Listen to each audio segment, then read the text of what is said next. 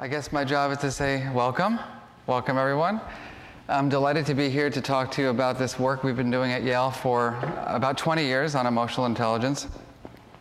And as you can see here, my name is Mark Brackett. I'm the new director of the Yale Center for Emotional Intelligence. There's a pretty rich history to this work at Yale. As many of you may know, our president, who is being inaugurated today, Peter, was the originator of the theory of emotional intelligence. And he and my doctoral advisor, Jack Mayer, back in 1990, wrote this seminal article on emotional intelligence that nobody read. I was lucky that I did read it, but you know how most academic articles go. If you're in the real world, you don't get access to this information. So the idea went pretty much unknown for about 5 years. And then there was a popular book written on the topic by Daniel Goleman that many of you may know. How many of you are familiar with that book on emotional intelligence? How many of you are familiar with my book on emotional intelligence? Yeah, look around the room. Now you know why I have low self-esteem. Yeah. Anyway, the theme is that emotions matter. Now you know more about that. But more seriously, back in 1985, when that book was written, people started hearing a lot about emotional intelligence. And then Peter and Jack and some other researchers like myself started revising the theory of emotional intelligence, developing measurement tools for it, and then studying it to show that it made a difference. So my job today really is to share with you some of the research we've done and also talk with you about the programs that we developed that we are now disseminating throughout the world. So with that note, I want to just share with you what the vision of our center is. We've just converted recently from what we called the Health, Emotion, and Behavior Laboratory, which was a mouthful, where we studied emotions and health behavior. But now we've relaunched just this week officially as the Yale Center for Emotional Intelligence. And the idea behind our center is to use the power of emotional intelligence to create a more healthy, effective, and compassionate society. So we're interested, as you can see, in mental and physical health, how emotions help or hinder that life outcome, being effective in the workplace, and certainly making the world a place where people get along and can get ahead. And along with our vision, we have a mission which coincides, essentially just adding in the ideas that we conduct rigorous research and develop innovative educational programming. So our goal over the next 100 years is to continuously do rigorous research, but also create innovative educational approaches so that we can teach people of all ages the skills that we believe they need to succeed. So it's my job, I think. You've been here. This is a pretty amazing weekend for all of us. And how many of you have been asked, how are you feeling? Like one person. So I guess my job is to ask you how you're feeling. So I'd like you to take a moment and think about, this is a wonderful weekend. It's a beautiful day. We've got great people here in the audience, bring together the past, the present, and the future of Yale. The first dimension on our mood meter is called pleasantness. It's what's going on for you here in your mind's eye. It's your internal psychological state. And basically, we can rate ourselves from -5 to +5. +5 right now, today, is the most amazing day of your life. There's nothing more than you'd rather be doing than sitting, listening to some guy talk about feelings. -5, you know, you're like, I think I'm supposed to go to that other workshop right now. I'm not sure. Please give yourself a number from -5 to +5. And now I'm going to ask you to take your attention away from here and bring it here, to your body. What is your energy like right now? Are you low energy? You feeling like you need a triple cappuccino? Or are you full of energy and feel activated? -5 would mean that you're about to fall asleep. +5 would mean that you'd love to just jump out of your seat and take over my presentation. And of course, we're going to cross these two dimensions and create our mood meter. It has 4 colors: yellow, red, blue, and green. How many of you are in the yellow right now? You're feeling pleasant with a lot of energy. Raise your hands. Okay. How many are in the green today, feeling pleasant but lower in energy? For some reason, mostly the people are sitting in the back. Sort of reminds me of my teaching days, right? If you're low energy, how many of you are somewhere in the red or blue today?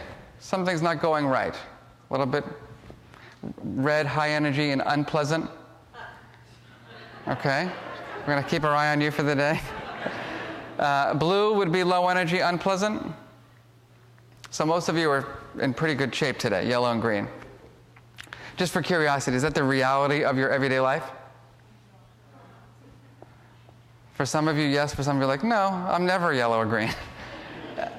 I'd like you now for a moment to think about the word, in whatever language is your mother tongue, that best describes how you're feeling at this moment. Take 3 seconds to find that word. And then we'll go dancing. Freeze. Quick raise of hands. How many of you had some trouble finding the best word? Put your hands up really, really high. Really high. Look around the room, please. So over 50% of the room was challenged finding the best word. Any hypotheses about why that might be the case? Yes? It's hard to sum them up. Okay. Other thoughts? Yeah.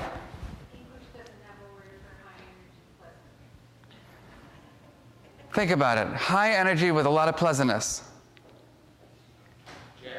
Jazzed. Happy. Elated. Ecstatic. So here we go. We're going to build your vocabulary now.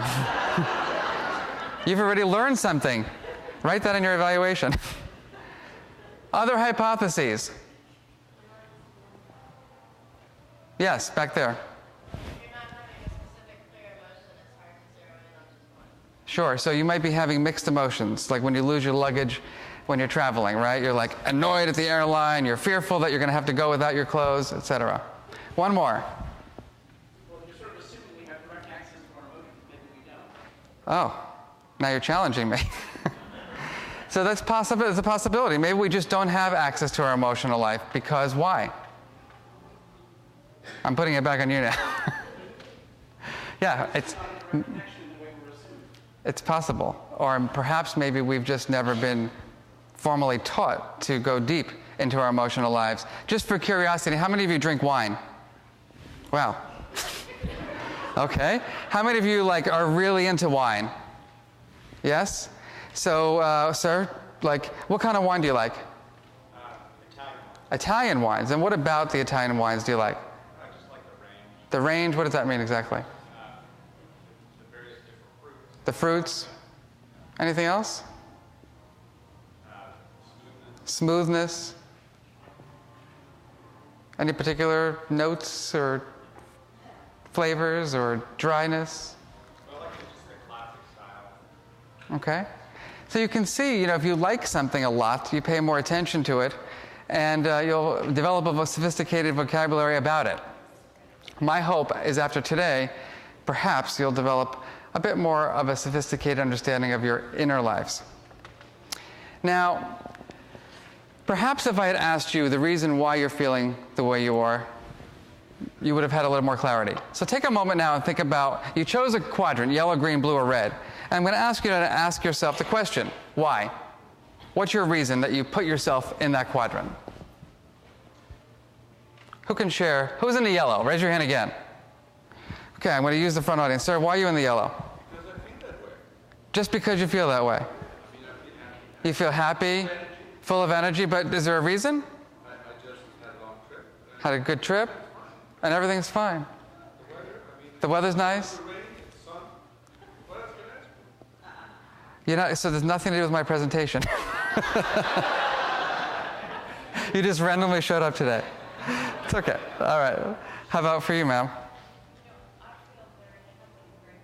You're happy and motivated? The inspiration, the progress.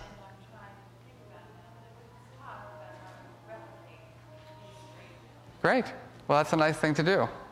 So there are underlying reasons why we feel the way we do. Labeling is important. How about expressing emotions? How many of you believe that you are skilled at masking your true feelings? Raise your hand.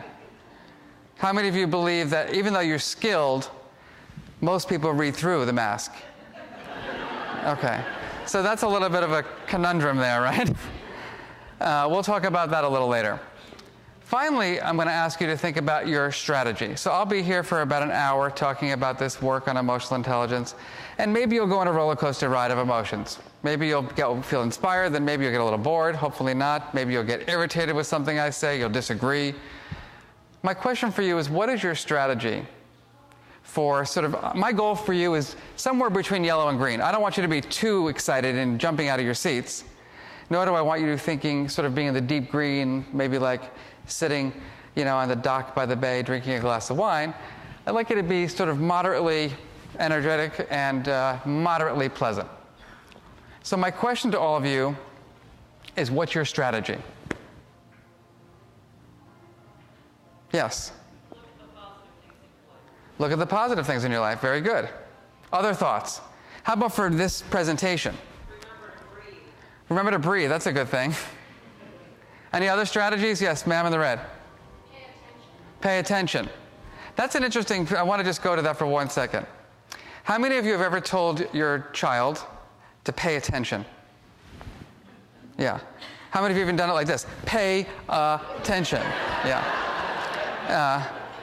How many of you believe, and how many of your children immediately just pay attention? Yeah. Yeah. So one thing I'm going to challenge you today to think about is when we say things like, how many of you have said something like, I need you to calm down? Anyone? Yeah. And how many of you have shown in your own research that that really works well? It tends not to work very well. Pay attention. I need you to focus. Focus. The question is, what are we actually doing to focus? What are the strategies, what are the underlying mental processes that we're teaching children and adults to focus, to calm down, to pay attention? What I've done for you so far is really taken you through the components of emotional intelligence. I asked you to plot yourself. I asked you to think, how are you feeling? Then I asked you to think about the word and the reason for your feeling state. I asked you to consider, how are you expressing this? How are you showing it to the world around you?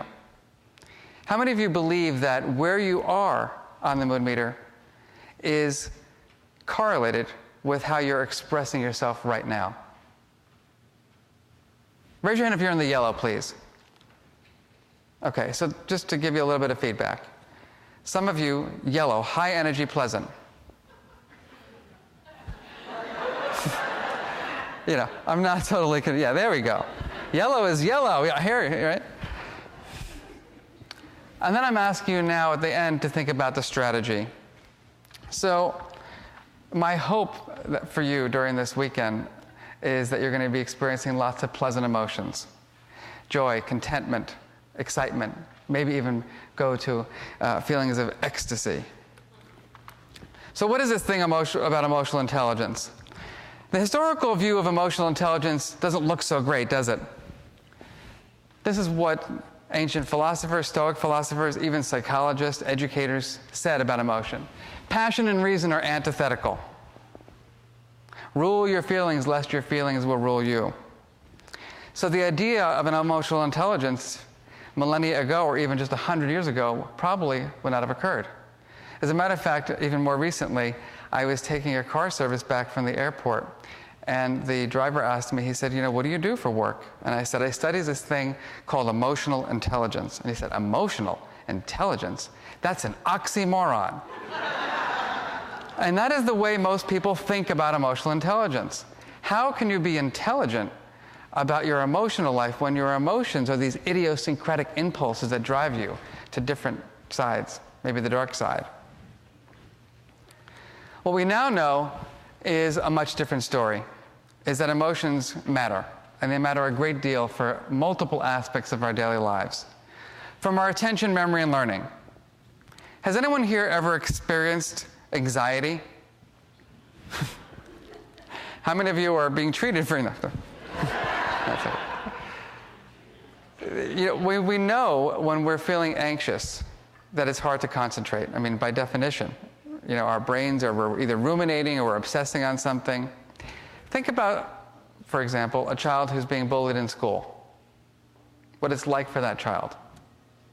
Worrying about going from class A to class B. Worrying about going from school to home. When your brain is focused on dealing with very strong, unpleasant emotions, how can it be available for learning? Think about it. Now, that's a negative example, but the same thing goes with positive examples. When you're so focused on your upcoming vacation, you just can't wait to go away that weekend. Very hard to focus, unless, of course, you have effective strategies. Decision-making and judgment. Just for curiosity, how many of you have ever made a bad decision? How many of you made a bad decision in the last week? So we're making decisions every day of our lives, every minute, pretty much. And what our research shows is that emotions are behind a lot of our decision making. For example, we now study educators, the lives of educators. And most recently, we published a study looking at how teachers' emotional states affect their evaluation of their students. So how many of you, this is a trick question now, believe that grades are objective? Nobody raises their hand, of course. If I hadn't primed you, you might have changed your mind. So we did a study where we showed that if we put teachers in the yellow versus the blue, just by having them think about a good versus a bad day, that after that few minutes of writing, when we gave them an essay, a middle school student's essay to grade, there were 1 to 2 full grade differences between the teachers' grades who were in those different mood states. So what's interesting about that is not necessarily, I knew that was going to happen because that's what I study.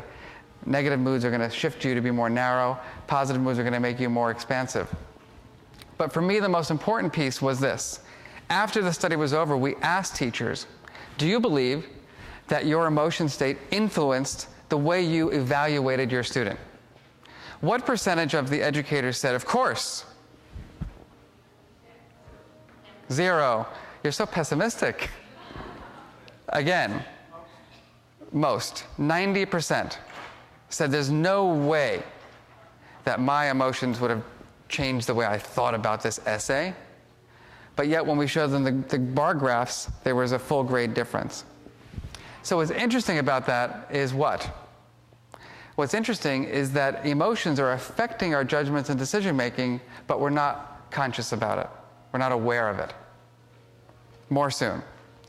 Relationship quality. How many of you, when you're at work, or even in your own family, love to be around the angry, disgruntled, dysregulated family member? Anyone? Like you see that person at work who's always irritated and kind of nasty, and you say, that's who I want to go for coffee with today. Most of us don't want to be around people that display a lot of negative affect. Nor do we want to be around people who misread us constantly. Lots in the relationship quality area. Finally, physical and mental health. When you think about what emotional intelligence is, the ability to recognize and understand and regulate our emotions, how can we be healthy physically or mentally without having effective strategies and self-awareness? So those decades of research led Peter Salovey and Jack Mayer to come up with this idea of emotional intelligence. As a matter of fact, the history of this work is kind of fun. They were both doing independent research projects that were along the same lines, and they became close friends. And Peter and Jack were painting Peter's house when he was an assistant professor here living in Fairhaven. And all of a sudden, they were having this conversation. They were talking about their research, and each one, the story is nobody knows who really said it first. My guess is that they don't want to tell anybody about it. And all of a sudden this idea says, well, what if there were this thing called emotional intelligence? And then the aha happened. And the idea was that there are 2 things. One, individual differences. That some people are just going to be gifted in terms of their emotional life. They're going to read people like that. They're going to have effective strategies to manage their emotions. Other people will not be so skilled in this area. And the other piece of it was that it could be seen as a mental ability, that there would be a way to measure it, and a way to sort of study it to show that it made a difference in people's lives. More recently, we've narrowed these skills down to what we call the ruler skills. The first is recognizing emotions. So for example, looking at all of your facial expressions, and I'm thinking, wow, this is not going so well. I am looking at your facial expressions thinking, okay, are you interested? Are you bored? Are you tired? Are you questioning what I'm saying? That's a natural thing for me as someone who studies this. All of you now will just walk around. I imagine leaving here, going to the inauguration like this. Become paranoid about everybody's facial expressions. Understanding emotions. Where are they coming from? Why do I feel angry? What is the theme, for example, around anger versus sadness versus pride? Labeling.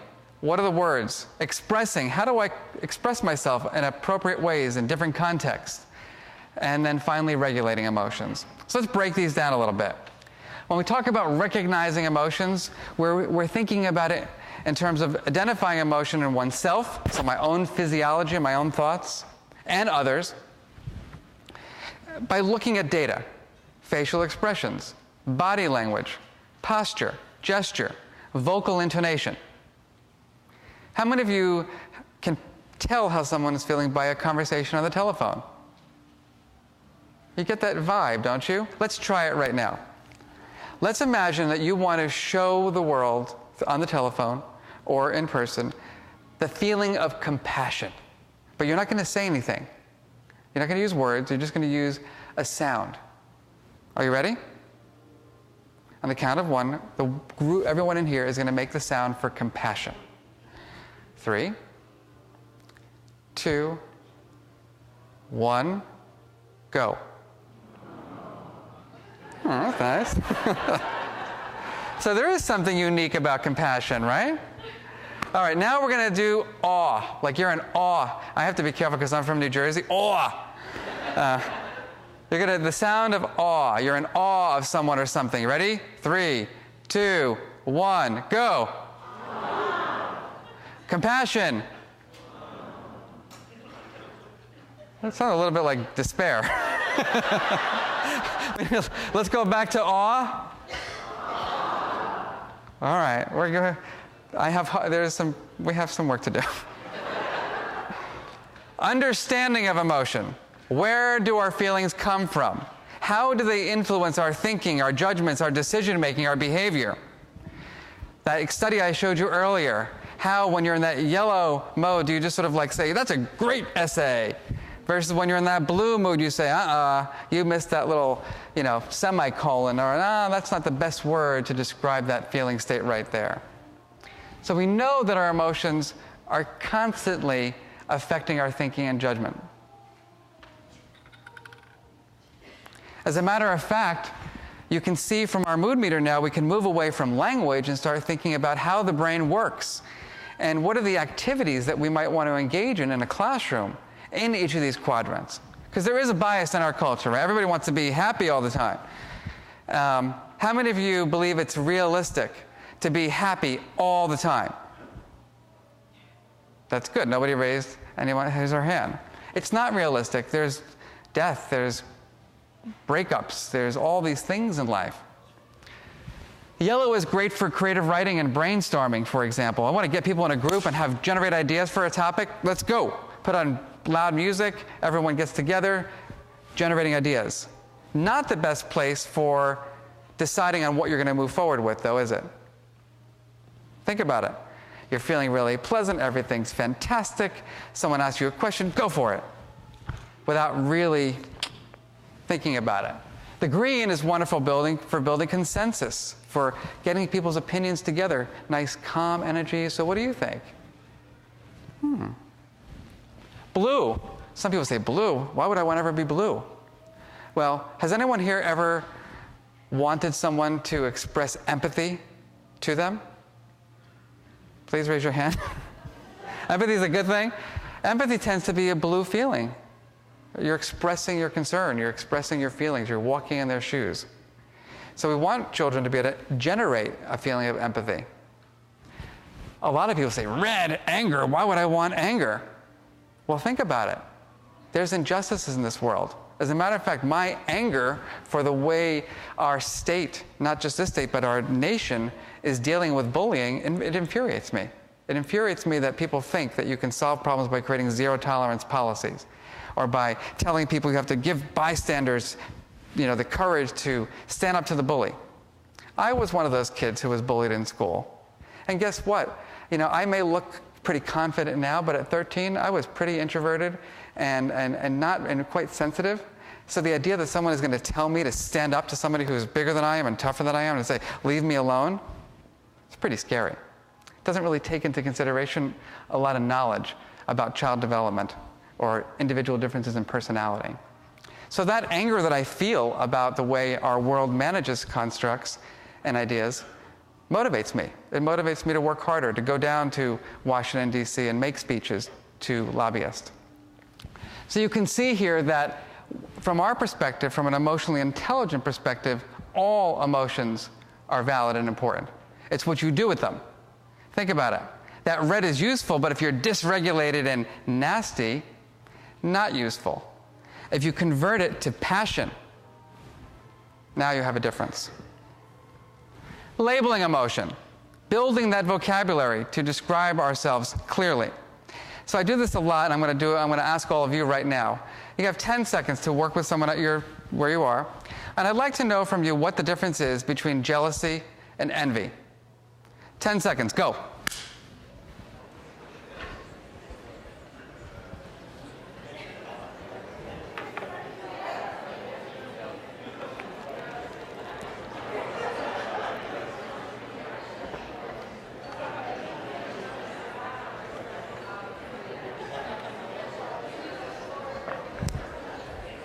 Morning.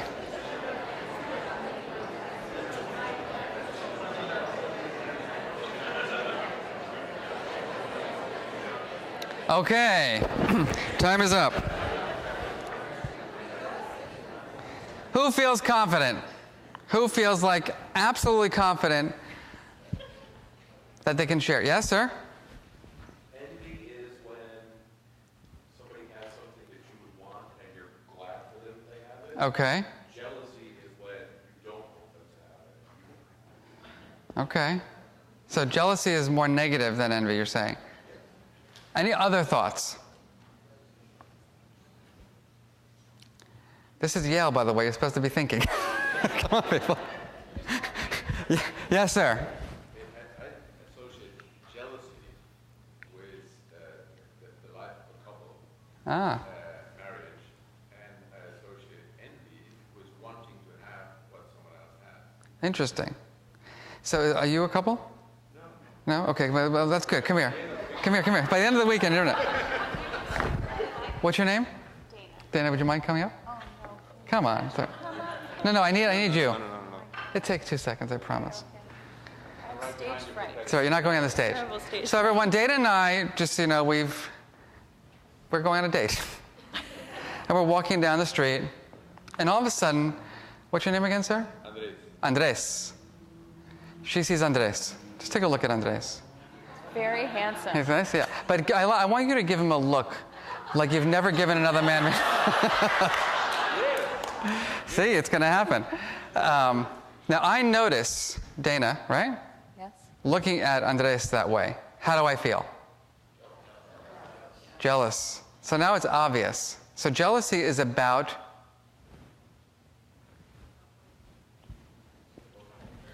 relationships. Jealousy has to do with I'm jealous that you have a nicer tie than me. I'm envious. But jealousy is about dynamics. It's about relationships. Thank you, Dana. Thank you.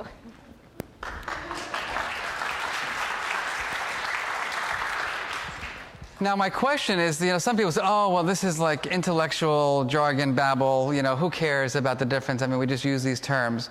Why would I want a child or a teacher to understand the difference between jealousy and envy? Yes? Well, envy might inspire the child to take action to achieve a positive goal, Yes. whereas jealousy is kind of self-defeating. Yeah. Jealousy can cause more violence, more aggression. So the strategies that I might use or teach a child who is feeling jealous in a classroom will be very different than the strategies I might teach a child who's feeling envious. Expressing emotion. For curiosity, does anyone here know anyone who is socially inappropriate? Anyone? Yeah? That's where this skill comes into play. It's not knowing like the how and the when to express your emotions. I won't give you any personal stories in this area because they're not appropriate.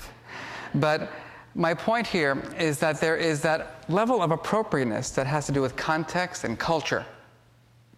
I'll never forget when my other career is I'm a martial artist. I know I don't look like one, but I have a 5th degree black belt in a martial art called Hapkido. And when I've gone to Korea, when I went there the first time, I remember very vividly my American teacher said, "Don't look anybody in the eyes." Right? It's rude and inappropriate. So I remember meeting my teacher saying, "Hello," hello. And of course he thought I was like some weirdo from America. It's not that extreme, right? There's subtle things. Here, right, when I teach in my martial arts studio, everybody, bows. I don't think any of you are going to bow to me at the end of this presentation, although it's not a bad idea. So there are cultural rules that we have to be sensitive to.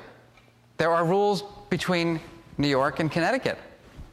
I remember when I was a student in New York City, I would work in coffee shops on the Lower East Side. My friends would come in and say, "Mark, I'm depressed, I'm bloated, I'm tired, I'm irritable." Now I live in New Haven, Connecticut, and it's sort of like, hello. It's a little different here emotionally. I always say, I haven't gotten a hug in 10 years.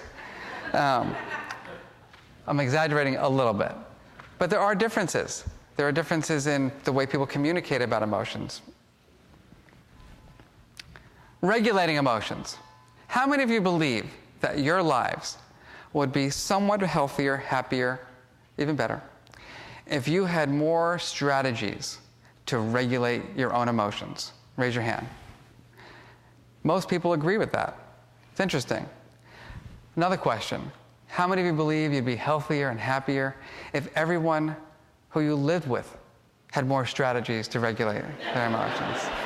Yeah. Yeah. Yeah. This is when, couples therapy begins after this part. What we want to make sure we do is teach people effective strategies for managing their emotions. And there are a lot of them. Most of us know the negative ones, like negative self-talk, rumination, worry, abusing substances. What about positive self-talk? What about positive reappraisal? What about visualizations? What about other more active strategies like doing some yoga or exercise or taking a walk? And what we know is that emotion regulation is more complex than we originally thought it was. It's not just about down-regulating the negative emotions like anger management and stress management. How many of you have ever taken a course in optimism induction? Think about it. It'd be nice to teach a little bit of strategies to be more optimistic, wouldn't it? Or happiness maintenance. The way we think about emotion regulation is in terms of helping people prevent unwanted emotions, reducing unwanted emotions, initiating emotions that may be necessary to achieve a goal. A good leader, for example, has to be skilled at inspiring his team or her team. You've got to be able to generate a feeling in a room so that people can be thinking in the way that you want them to think, like getting in that yellow for that brainstorming session or in that blue for that reflection. Maintenance to me is interesting. How do you maintain emotions? I always joke that I like to do work in coffee shops. It's just the way I like to do my work. And oftentimes I do my writing in different coffee shops around town, and my brother will call me. And he'll say things like, how you doing? I say, I'm doing fine. Well, I hear all that noise in the background. Where are you? I'm in a coffee shop. Oh, so you're working in a coffee shop? Yeah. So the university pays you to sit in coffee shops. Sort of. And that's okay? And all of a sudden, you're in that flow state, you're feeling really positive, you're working, you start, maybe I should be in my office, am I doing something wrong? Maybe I should be out of here. So you have these pleasant emotions that people try to pull away. Has anyone ever had a dream stealer in their life? Someone who wow, it's great that you get to work in coffee shops. You should come work where I am. And my question is, how do we bring people back up? How do we keep them there? So when I get off the telephone, I'm feeling irritated and annoyed at my brother, that I can go back to that place where I was feeling flow and focused. We spend a lot of time thinking about how do you measure this thing called emotional intelligence. And you can do it a number of ways. First is you can ask the person directly, and we're going to try that right now. As a matter of fact, we're going to do it a little differently. I want you to look at the person or the people that you came with. Just take a look at them for a minute. Anyway, look at somebody else. Look at a stranger. Somebody you might know. And I want you to just ask yourself this question. How much more emotionally intelligent are you than that person? Raise your hand if you think you're more emotionally intelligent than the person you're with. No, nobody's going to do that. Now, here's the interesting thing about that. When I've done research on this, like paper and pencil, like secret, with my even Yale undergraduate students, 80% say they're more intelligent and emotionally intelligent than their neighbor, than their partner. For those of you who are familiar with like probability and statistics, 80% can't be smarter than the other 80%. So asking the person directly is probably not the way to go. That self-report is complicated, right? Well, if you ask me, like, how emotionally intelligent are you? I say, well, compared to my father, I am an emotional genius. Compared to the Dalai Lama, I need some work. So there's no reference point. It's very complex, our knowledge. First of all, where have we learned to be emotionally intelligent? You can ask other people. How many of you would rely on your children's rating of your emotional intelligence? We won't go there today. But we tend to find that informant reports, or sometimes people call it 360 reports, are really not about your skills, but about your reputation, whether or not they like you or not necessarily how skilled you are at something. And then finally, you can ask the person to solve emotion-related problems, which is the way our center manages the study of emotional intelligence. So Peter Salovey and Jack Mayer and David Caruso developed a test years ago called the Mesquite, which was an ability-based assessment tool. It was asking people to solve problems, look at facial expressions, decode them, give you complicated vignettes and say, what would be the best way to manage that situation? What we're doing now in our center is working with gaming companies to build virtual tests. We're using avatars, so we're going to bring people into a world and requiring you to sort of look at the world and make judgments about expressions and deal with emotions, which we're very excited about. But unfortunately, self-knowledge is quite limited. And it's interesting because our world has tried to move towards very sort of simple ways of doing this. And what our research shows is that measuring emotional intelligence by asking people, like, how good are you at regulating your emotions and things of that sort, just doesn't have any validity. Everybody wants to know, what does this predict about people's lives? We've done a lot of studies on students, young adolescents. What we know is that children with higher emotional intelligence tend to experience less anxiety. They tend to have less depression. They tend to be less likely in middle school and high school to abuse alcohol, drugs, and cigarettes. They tend to be less aggressive and less likely to engage in bullying behavior. They also are perceived by their teachers and their peers as being better leaders. They're more attentive and less hyperactive. And what's important in our nation right now is academic performance. And what we show is that children with higher emotional intelligence just do better academically. They have those skills to manage those challenging moments. What's interesting to me about this work is how powerful that skill of emotion regulation is in determining the quality of your academic performance. And my own life is an example. I was unfortunately, when I was in my early 20s, my mother passed away right before I came and went to graduate school. And I remember being in that room taking the GREs to go to graduate school. And it was just a few months after my mom had passed. And just literally, like, who's the protagonist, who's the antagonist? I mean, I was so just in the grieving space that I couldn't focus. I couldn't take the test well. And I realized that had now, as an adult, a bigger adult, that it had nothing to do with my ability to problem solve. It's just that my emotional life was interfering at that moment in my life with my cognitive ability. And what I hope happens is that people take that more seriously, that people understand the nuances, that some people have anxiety around testing. Some people are in a place in their life where they're not capable of doing complex problem solving because of outside influences, like that child who is being bullied in school. We've worked on emotional intelligence among educators themselves, and look what we know. They're more positive about teaching. They receive more support from their principals. Go figure. They even report greater job satisfaction, have less burnout. We've moved beyond the study of emotional intelligence in children and adults and gone into studying the dynamics of classrooms. So what we do is we work with other researchers to develop systems of coding the quality of interactions between teachers and students. And then what we do is we use those data to predict performance. So for example, a teacher who uses more positive nonverbal behavior, a teacher who regards a student's perspective and brings them into the learning environment, who uses less cynicism and sarcasm. And when we code that using videotaped analysis and then we use it to predict things, we find the following. Students in those classrooms are just more engaged learners. They have better quality relationships with their teachers. They're more pro-social. And they perform better academically. So how many of you are starting to have more buy-in for the power of emotional intelligence? Anyone?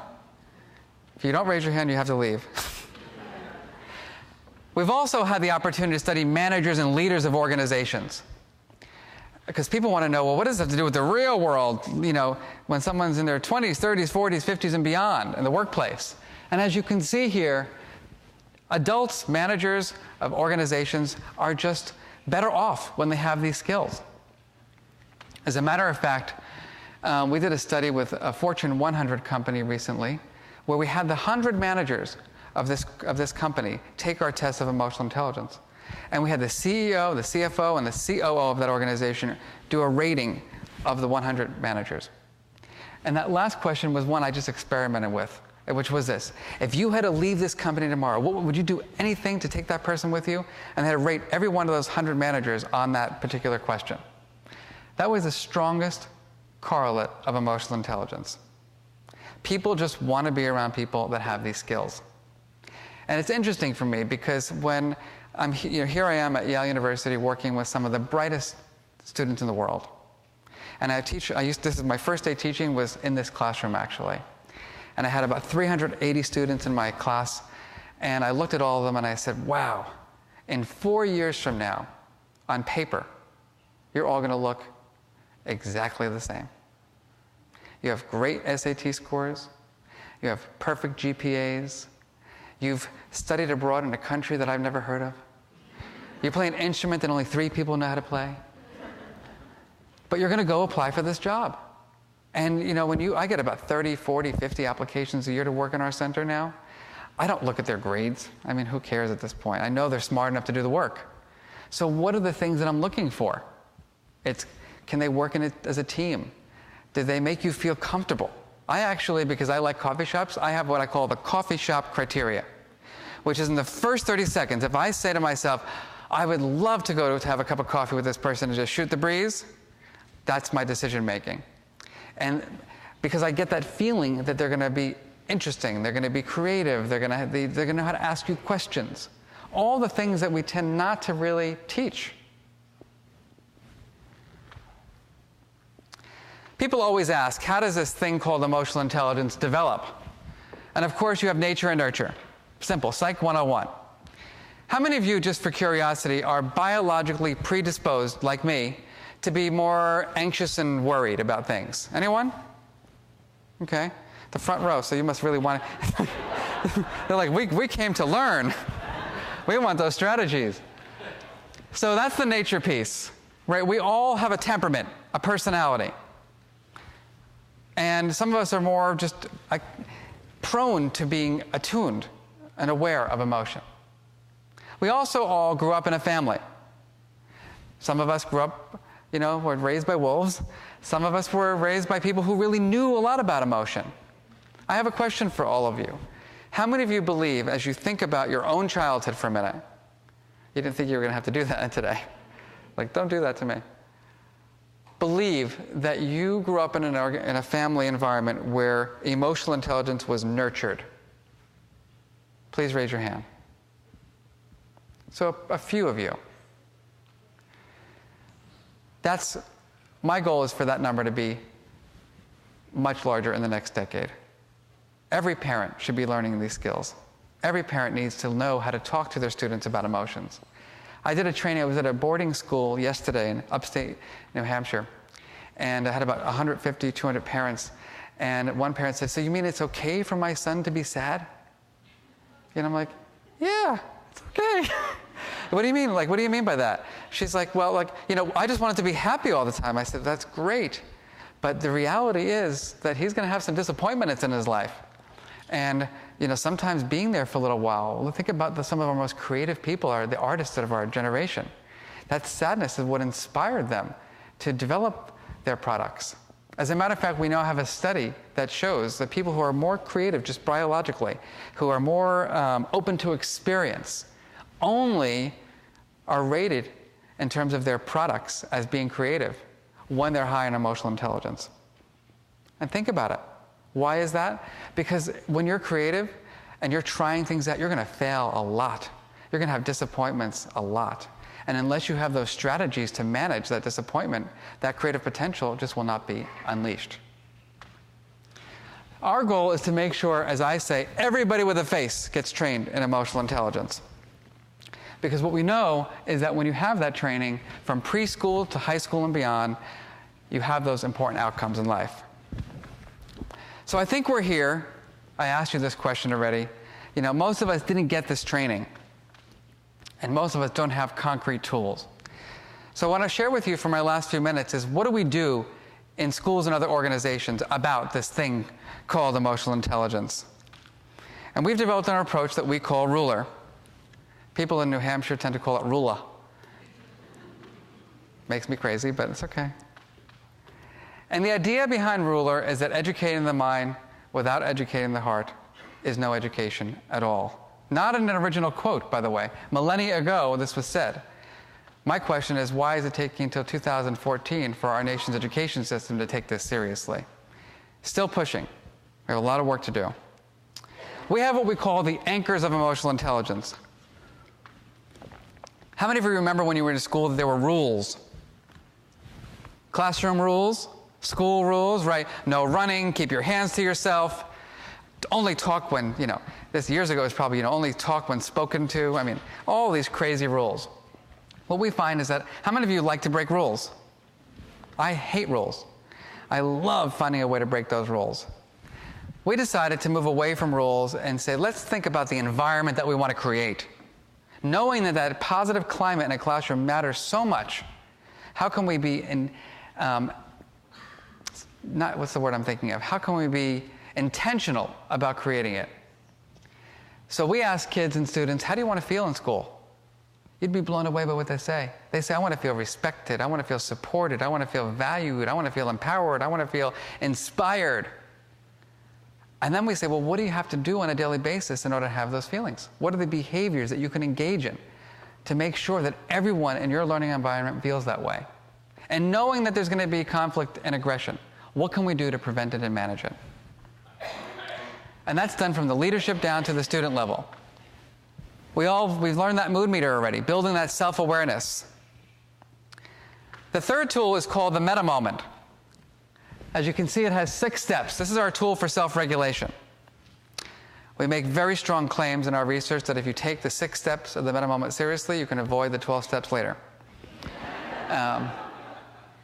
Apologies for those of you who I just offended. Step 1 is something happens. How many of you have triggers? Like, you know about triggers, right? Like, if you think about your home life, it's like, didn't we agree that you were going to do that? Remember that? Or at work, people who trigger you. Littlest things, right? The littlest things. Some big things, too. We want to teach people to be aware of their triggers. We know that all emotions affect the way we think, our physiology, and our behavior.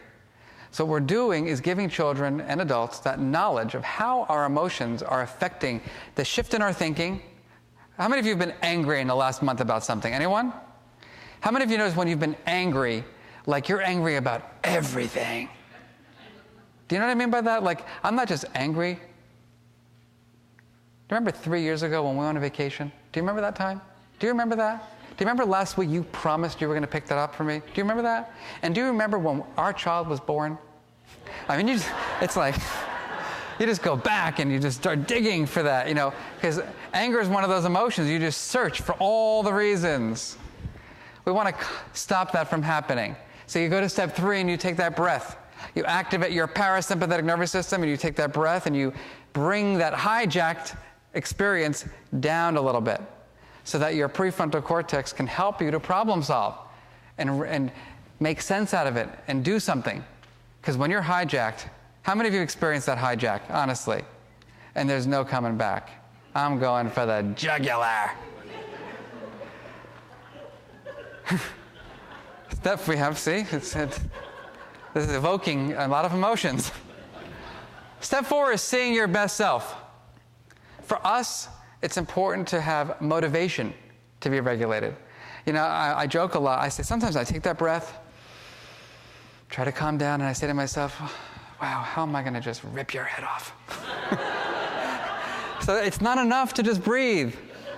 You have to know how to shift your mindset. And that's where our best self piece comes in, where we teach children, what does your best self look like? What does it look like for you?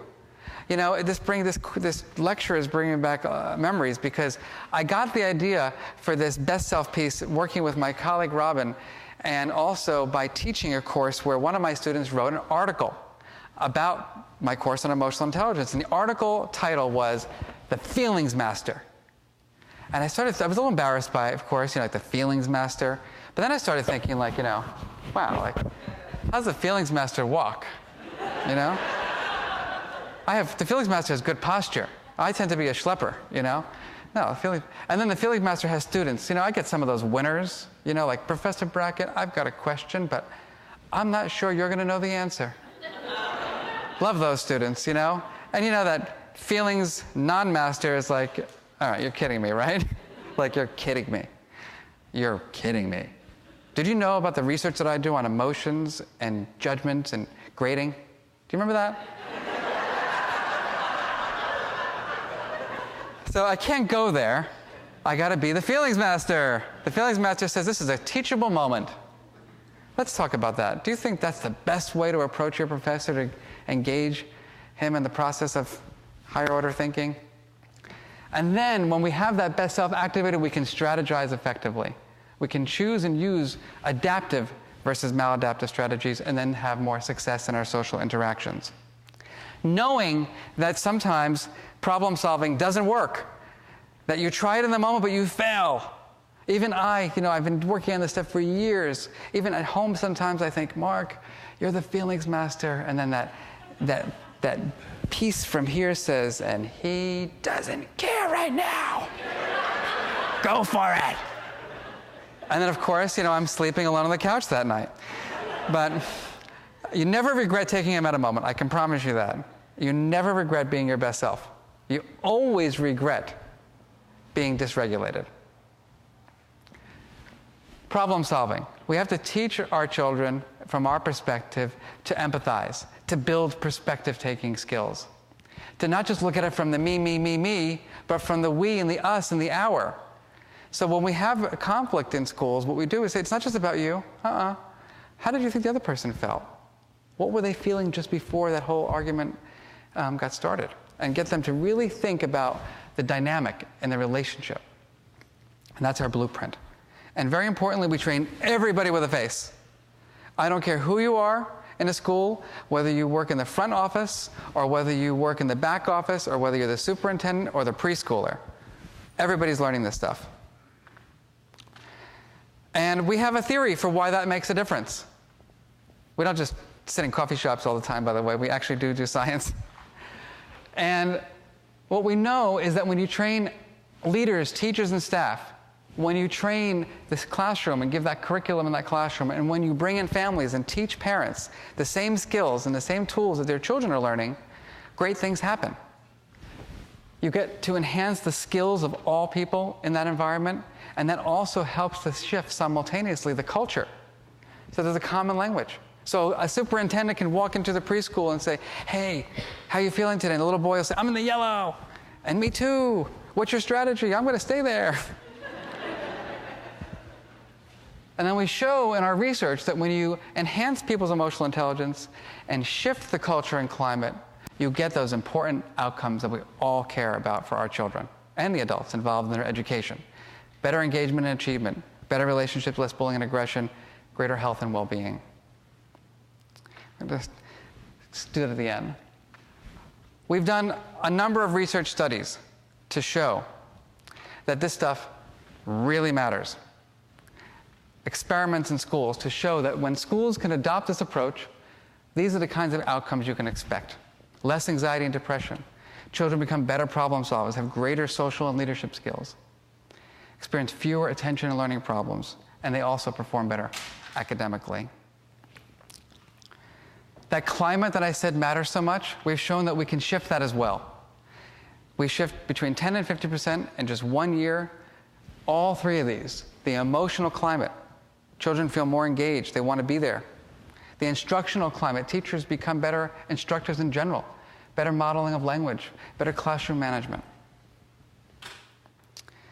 So I'm going to wrap up today by showing a short video. I have had the privilege to travel around the world to do this work. And right now, our approach, called Ruler, is in about 700 schools throughout the world. And many years ago, I was in England, where I began a lot of my international work. And I had the opportunity to really do some interesting studies in England, as well as create a lab in a school. And there was a little boy in this school who I never met until after he had been trained in emotional intelligence. His name is Gareth. And Gareth was a little boy who was horrifically bullied in his elementary school, and then went to this middle school that was very different. They had embraced emotional intelligence. And this is a poem that he wrote in his class on emotional intelligence about his experiences of bullying and the way he thought about it now as a little bit different than he thought about it previously. You're ugly. I know, I have been told this. You're silly. I know, I've realized this.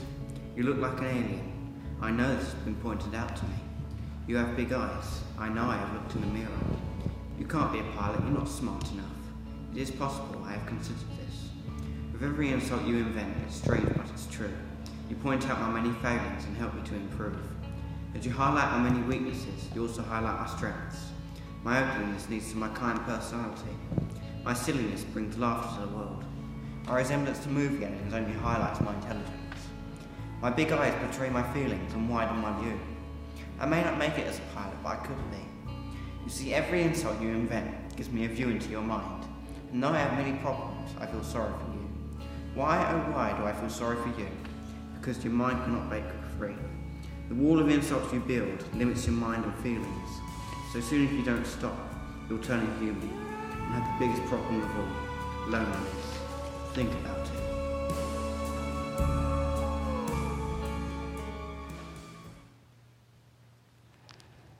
So, as we think about this boy's life in school, how was he able to he was a C/D failing student in 5th and 6th grade.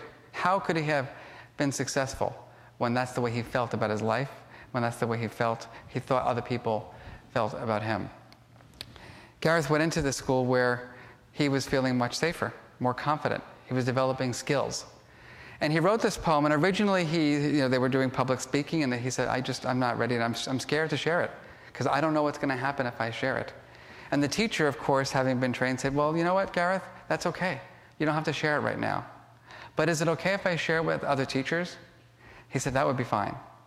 So here is now in this new elementary middle school, the poem has been brought around, and teachers come out, Gareth, my goodness, you're so articulate. Gareth, that poem, how meaningful, how wonderful that poem was. His self-esteem is building. He says to his teacher a few weeks later, I'm ready to read it to the class. He reads it to the class. Lo and behold, he gets a standing ovation from his peers. They say, we wouldn't treat anybody like that here. That's not the way we do business in this school. What's interesting about Gareth, this is about 3 or 4 years ago now, I've gone back to this school. He's in high school now. And I remember sitting just about 2 years ago in the cafeteria, having meetings, and he came up, he goes, "Sir, do you remember me?" I said, "Of course I remember you. I've been exploiting you throughout America." I said, "Of course I remember you." And he goes, "I want to be a poet." I said, "That's fantastic." And he goes, "And I have a girlfriend now." I said, "Great."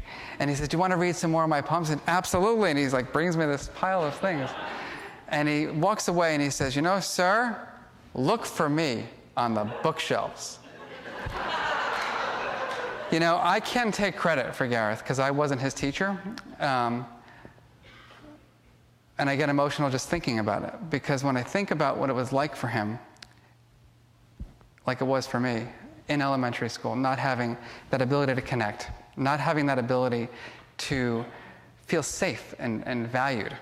How could you survive in that environment? Now he's in a place where he feels safe, where he feels valued, where he can succeed. From the reading of his poem, we know that he's academically gifted, but you can't show your academic or cognitive ability if you're feeling oppressed or you're feeling unvalued or not valued. So I will end today by reading a poem by Rumi that really gets at the value and importance of all emotions. This being human is a guest house. Every morning, a new arrival, a joy, a depression, a meanness, some momentary awareness comes as an unexpected visitor. Welcome and entertain them all. Even if they're a crowd of sorrows who violently sweep your house empty of its furniture, still treat each guest honorably. He may be clearing you out for some new delight. The dark thought, the shame, the malice, meet them at the door, laughing, and invite them in. Be grateful for whoever comes, because each has been sent as a guide from beyond. So I want to thank you for your time and attention, and I hope you have a wonderful, wonderful weekend here at Yale. It was indeed a privilege and a pleasure to present to all of you. Thank you.